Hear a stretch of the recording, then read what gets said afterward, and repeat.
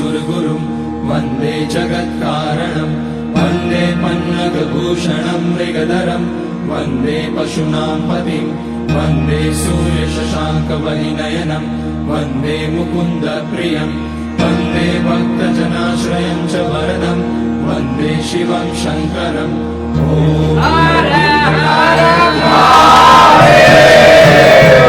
तेषाय शर्वाय महादेवाय ते नमः।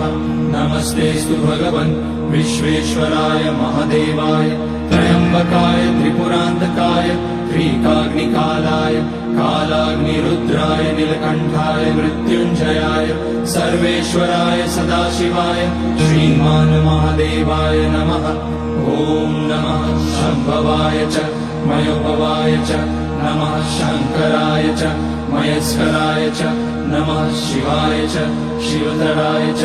ॐ त्र्यम्बकं यजामहे सुगन्धिं पुष्टिवर्धनम् उर्वारुकमिव बन्धनान् मृत्योर्मुक्षीयमाम्।